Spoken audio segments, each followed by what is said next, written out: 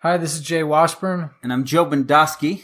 And you're listening to Start Writing. And today, and hopefully throughout for the future, we're going to have what are these short little grammar episodes. They'll be released alongside our marketing and discussion and everything else. But we're releasing them as separate so that it's something you can put on loop. It'll be really short. We'll go through the words and then we'll discuss their meaning, just because as a writer, vocabulary is something that I feel like I need to do more of, and I want it in audio. And I feel like a lot of other writers would want it that way as well. Just really quick audio. And so we're going to go through it right now. So first word. So the word of the day is harbinger. Noun. So definition: one that initiates a major change, a person or thing that originates or helps open up a new activity, method, or technology. Pioneer. And the second definition is something that foreshadows a future event, something that gives an anticipatory sign of what is to come. So, Joe, how would you use this word in your writing? So let's get down to the examples. When the star running back went down with an injury in the team's first game, it turned out to be the harbinger of a disappointing season. And that is my association with harbinger. Not just pioneer, not just a foreshadowing. It's a ominous sign. You know, every time I've heard the harbinger, it is like the harbinger of doom, the harbinger of death. So in my mind, I would stumble if you used it positively. Okay. Man, I know this word from when I was a kid. I played a game called Monkey Island, and there was a little talking skull pirate who would use this word like in declaring himself the harbinger of doom. Really? Anyway, so it's like it's attached to comedy for me, like kind of purposefully being over the top. Really? It's probably a unique perspective. I think so. Yeah. But that's the real deal for me. Okay. Anneal. Anneal. To heat and then cool a material such as steel or glass, usually for softening and making less brittle. Also to cool slowly, usually in a furnace. Or B, to heat and then cool double-stranded nucleic acid in order to separate strands and induce combination at lower temperature with complementary strands. So chemistry stuff? Yeah. So strengthen or toughen. To be capable of combining with complementary nucleic acid by a process of heating and cooling. So for me, based on the definition, I would reserve this word for a character who's a specialist in chemistry or has a lot of background. I think the audience, the readers are going to stumble on this word when they see it. And if your character is very technical and very immersed in their field, I think it's okay to force that stumble. I think they should feel a little behind on the vocabulary there. So this, I just looked it up on etymonline.com, and it says that it comes from annealen, to set fire or to burn. Starting that chemical reaction. Yeah. But, man, I just have to say that I feel like I tend to write toward like more young adult type audiences. And when I'm writing to adults, I usually write in character. Even if it is third person, I tend to stay mostly in character. So a lot of these words I probably wouldn't use if they're too unusual, because I usually don't think my character would use them. Yeah.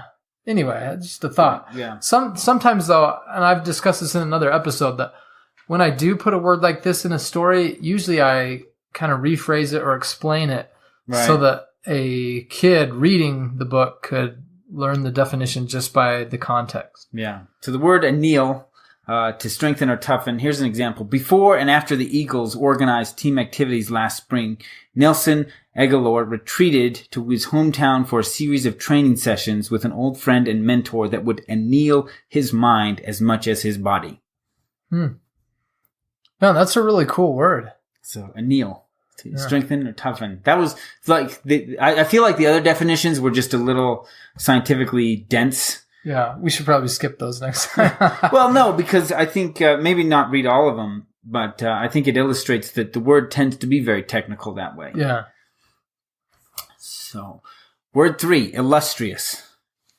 It's an adjective, and it means notably or brilliantly outstanding because of dignity or achievements or actions. Eminent. So let's get to the examples. During the ceremony, the illustrious star of stage and screen was presented with a Lifetime Achievement Award. And I feel like this word is very much used in dealing with award ceremonies where the decorative language tends to be over the top. So for me, this would probably be a word that a character is intentionally using. They're a little pedantic, right? They're trying to show off that they have a big vocabulary. But the word itself, while I've encountered it commonly enough, I just don't feel like it's a strong word for effectively communicating any idea. So it makes me think of like a Cinderella type ball. And I looked up the etymology for it too, and it like you have lustrous, like so lighted. So I think of almost like a glowing angelic figure almost, or from like illuminate. Yeah. Like they put a spotlight on them. Yeah, there we go. That's good. There we go. Okay.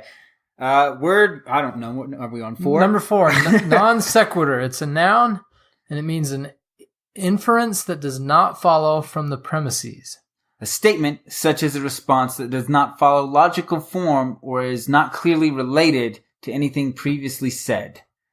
So just like the words we give you in the vocabulary are kind of non sequitur. They're not related to each other in any way. Unprepared for the question, the speaker gave a response that was a jumble of non sequiturs and irrelevant observations. So if you listen to Trump, he non sequiturs all the time. Yeah, so sequitur is a Latin word meaning it follows, and non means it does not. It does not. It does not. It's not logically proceeding from what came again. before. For me, this is a very character word, right? I see someone who is very educated, very pompous, or very pedantic, telling someone that's a non sequitur statement. Of course, the other person kind of is like, I don't know what you mean. Be like, that's my whole point. Right? That's perfect. That's what I see. That's how I see myself writing this word. You know, so with a lot of the more complex, dense vocabulary, I don't write them off as useless, but they become very much character words. Right? Like the word shindig, that's a character word, right? Head over. We're going to get over to the shindig. Y'all. Y'all. There you go. This one might make me stumble. So this is word 5. We only do 5 here. Mucilaginous. Mucilaginous. Sticky. Viscid. Of or relating to, full of, or secreting mucilage. So I'm going to skip down to the example here. It sounds like, it started quietly last summer when social media watchers began buzzing about it. Tweens had struck on a recipe for mucilaginous stomach-turning substance and were posting videos of themselves playing with it. The slime trend had hit.